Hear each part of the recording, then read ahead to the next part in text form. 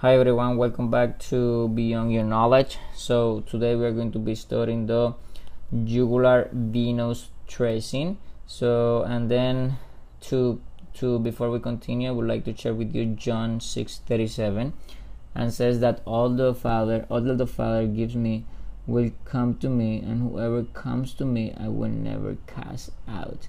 So that was Jesus spoken in John 6:37. So now, to do jugular venous tracing, it is important that we know how the trace is. So I'm going to draw it here. Okay, so basically you go up here. Okay, you go here up, and here is just one letter, is A. We will see why. And then we just come down. Oops, sorry. Just come down here a little bit. We have depression here.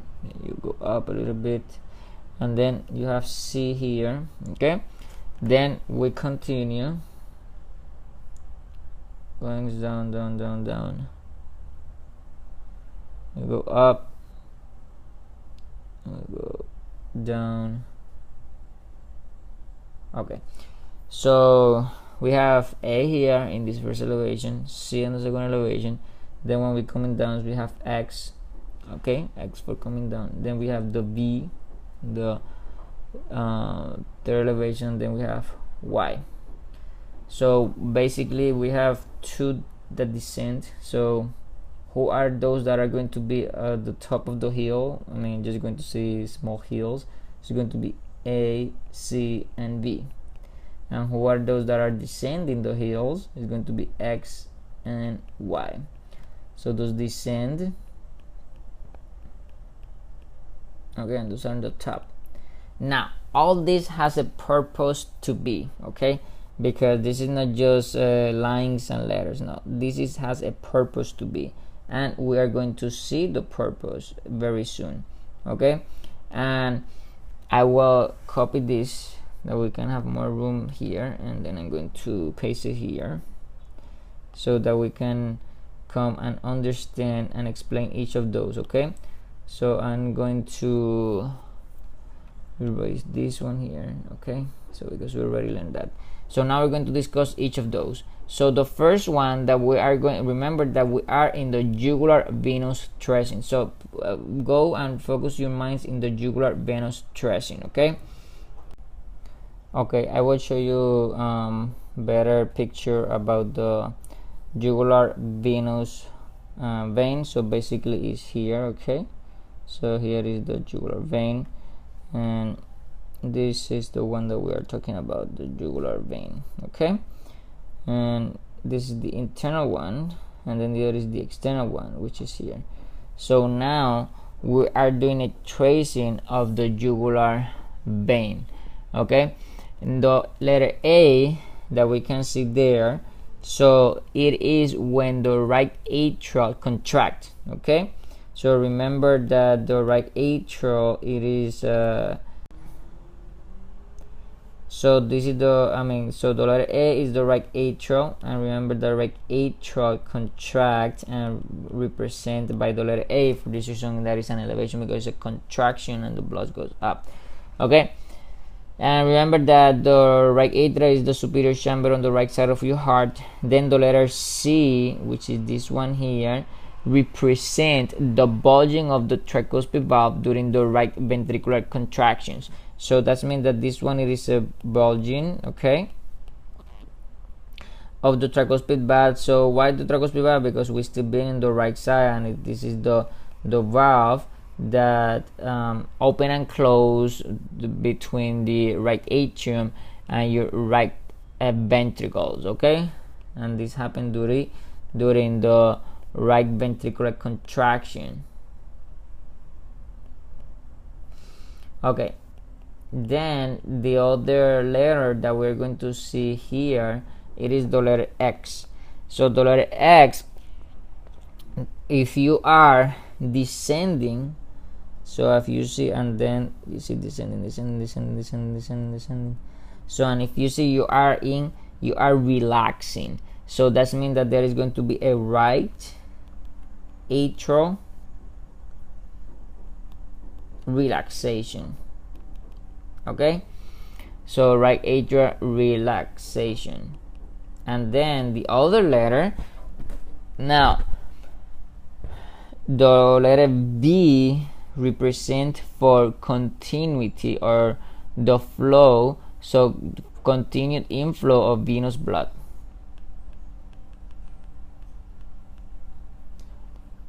Inflow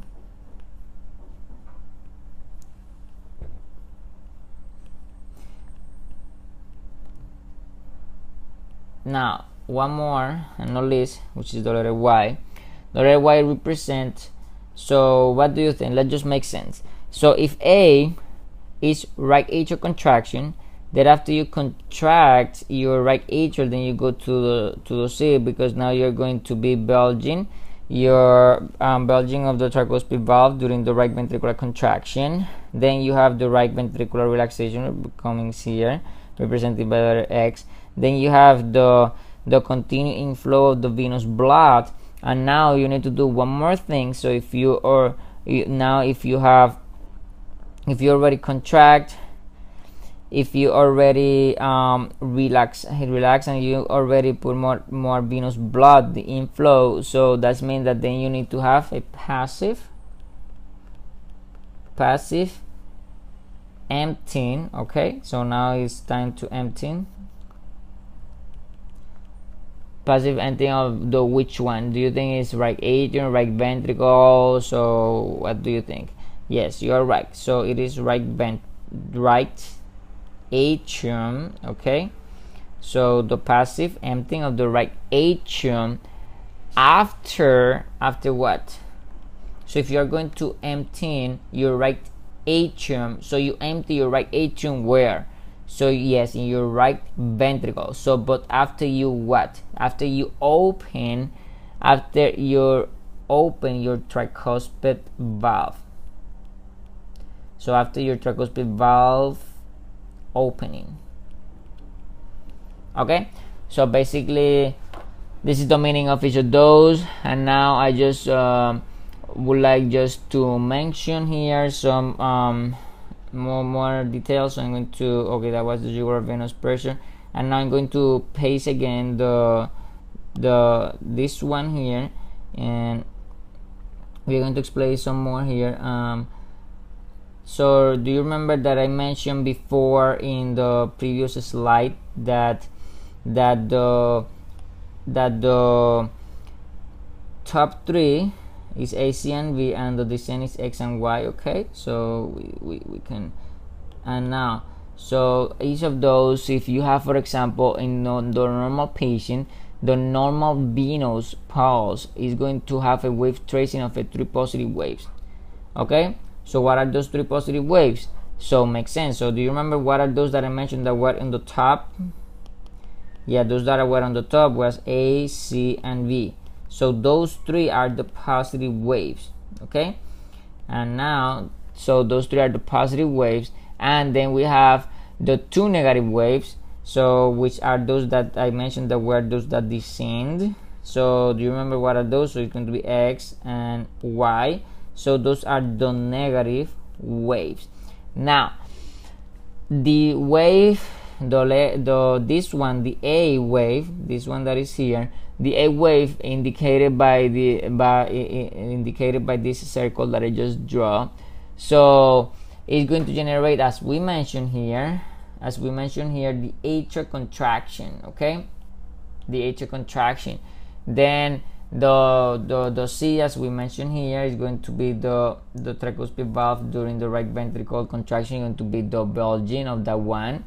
Okay, but another important point here is that this one, the C, that's happened during the early, so happened the early systole. Okay, happened during the early systole.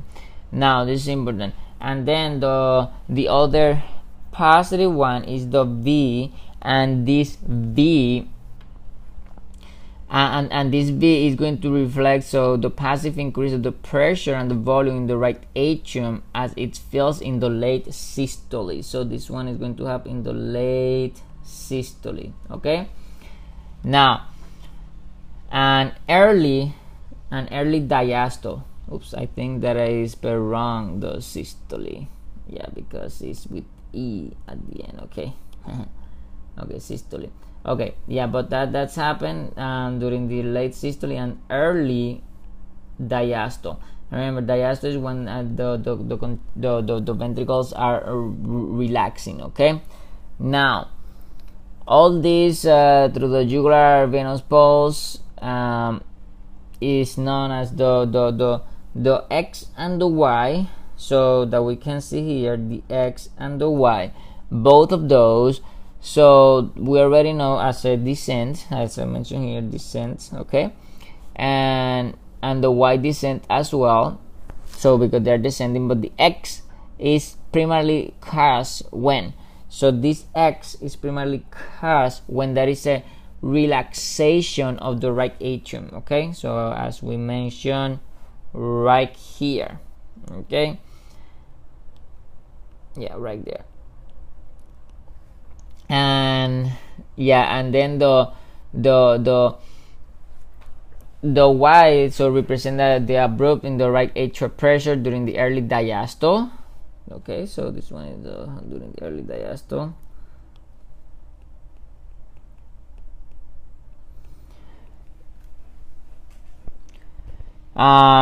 Yeah, and then so basically this one, the Y descent represent the abrupt decrease in the right atrial pressure during early diastole after the tricuspid valve opens and the right ventricle begins to passively fill. Okay, so and I think that basically this is the thing that we should learn every time more with God's help, and remember that we can do all things through Christ who strengthens us, and God bless you.